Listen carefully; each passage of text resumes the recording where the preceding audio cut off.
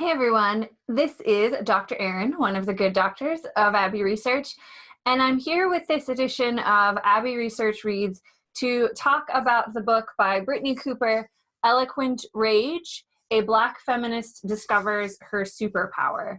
So this book is coming kind of in tandem or after Dr. Donnelly's recent review of Phoebe Robinson's You Can't Touch My Hair, because over this cycle of about 5 weeks, we're talking about a lot of issues that intersect and align with kind of issues around diversity and inclusion, specifically facing Black women in America. So the issue of natural hair was certainly talked about in Phoebe Robinson's book, and Dr. Donnelly shared her review of that. And so Brittney Cooper's book is written in a way that makes a lot of issues that intersect with being a Black woman in America relevant and gives them space. It's a very, very complex narrative. It's very easy to read, but it would be hard for me to pick out what the book is about in that sense, or the topics that it covers. It covers everything from a lot about her growing up in a poor Black community in the South, her relationships with her mother and her grandmother, her relationships with the men in her life, her father and her stepfather, and her education, choosing to go to Howard University, her pursuit of an academic life, her relationship with men and her own sexuality, police violence against Black bodies and Black humans, and the Black Lives Matter movement. All of this is covered in this book. So it is a whirlwind. It is delightful. I absolutely adored it. But there's just a few things that I wanted to talk about that I think are really important for the conversation we're having here at Abbey Research. Obviously, I'm a white woman. This book was not written for me, was not written to help me understand Black women better. But it certainly did that. And one of the reasons we choose the books that we choose to highlight here at Abbey Research is because Dr. Kristen and I both firmly believe in the importance of reading books in voices that are not your own, people's experiences that are not your own, because it builds empathy and understanding and compassion and knowledge outside of your own lived experiences. So Brittney and I are relatively the same age as Dr. Kristen, but we have exceptionally different life experiences, lived experiences, relationships with our gender, and relationships with our race, all of which this book highlighted for me. But there were a lot of ways that I identified with her as well, which is also a huge part of empathy. So, the difficulties of choosing an academic lifestyle and finding a life partner was something I really identified with. The struggles of finding your own feminism, what that means for you, while also still trying to navigate dating and relationships. I found that all really, really relatable. But the first part that I wanted to talk about that I think is really, really important, if you're reading Brittney's words, is she talks about this growing up in the South, but having predominantly white friends for a period of her childhood, because she was moved into a gifted program when she was young, and higher level courses in her schooling, which just for lots of reasons, systemic racism being one of them, did not include a lot of people of color. So she learned to navigate the white world very early on and very quickly. And she talks about hiding elements of her Blackness, or how she was performing her Blackness in these circumstances.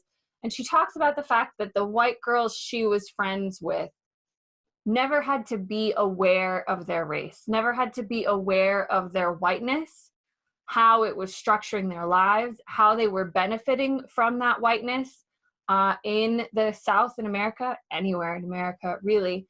And I think that's one of the really important things that women who call themselves feminists and who believe that they're feminists can really think about, particularly in America, is the idea of the intersection of race and gender when it comes to feminism, and what you kind of prioritize in terms of how you think about yourself.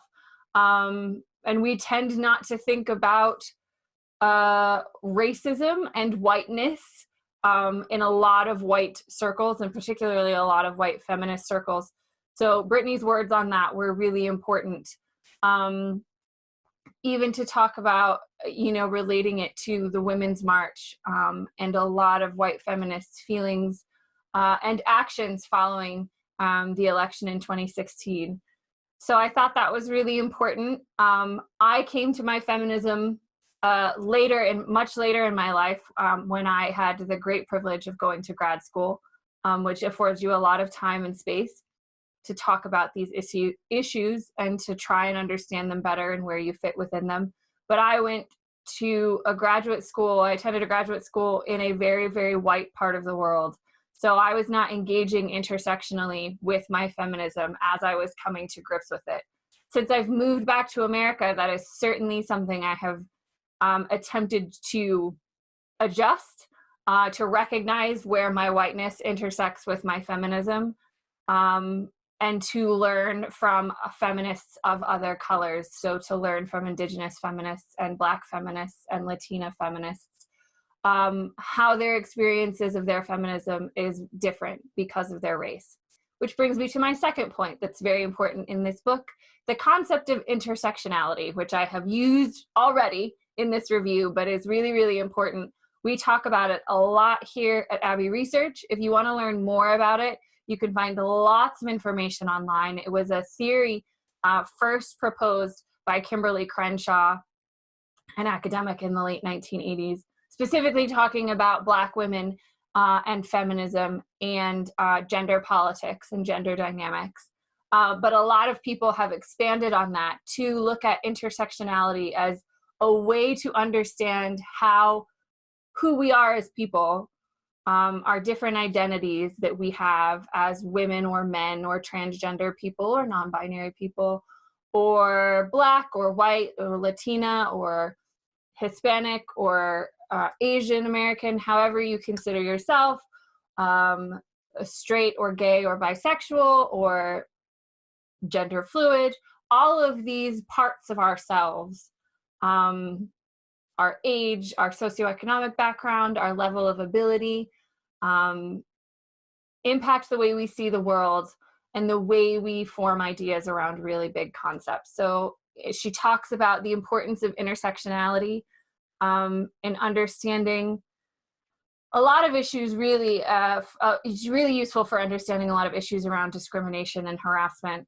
Very often we talk about the gender wage gap here at Abbey Research, and a way to understand the intersectionality of that is that we have an average wage gap between the average man and the average woman, which in real life don't exist, that is about, what is it now these days? I think 78 cents. I could be wrong on that.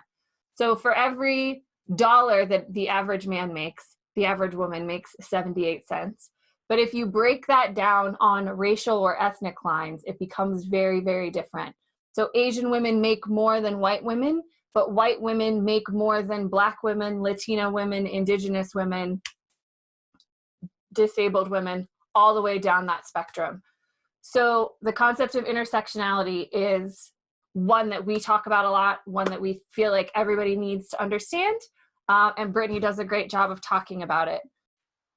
And the last part of this book that I wanted to talk about is this idea of what she means by eloquent rage, which was a phrase that was used by one of her students to describe one of her lectures.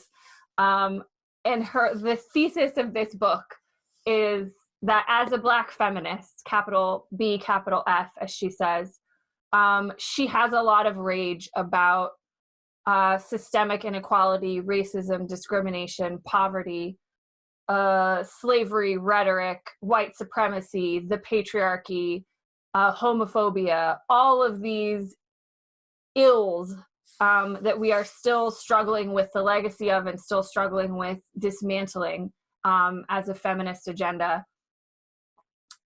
but instead of, and so that kind of forms the organizational structure for the book.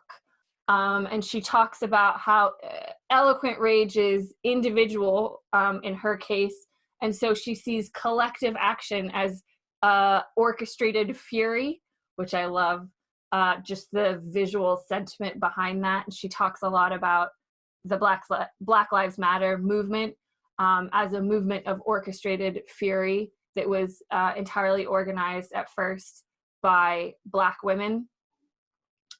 If you want to read another great book about a memoir of a woman of color, I cannot recommend enough When They Call You a Terrorist by Patrisse Cullors, who was one of the co-founding women of the Black Lives Matter movement.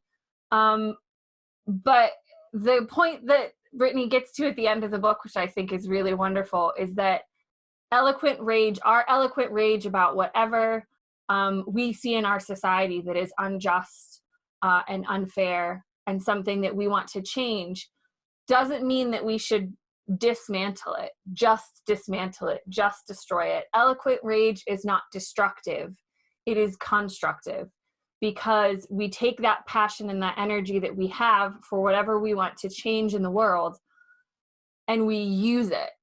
We use it to change what we feel is unjust, what we want to change for our own personal circumstances. So that's a really powerful message. It comes from Brittney in a distinctly Black feminist voice. So if you haven't engaged with any thoughts or voices along those lines, this is a fantastic book to start with. But I think, particularly myself as a white feminist, I think the idea of how I can use my eloquent rage is something really constructive and important. So I will end with that for my review of Eloquent Rage by Brittney Cooper. We will be continuing to talk about all of these kinds of issues throughout the year, but our next cycle of thoughts and conversations coming up will be more about intergenerational issues. And so you can look out for some thematic book reviews on that front.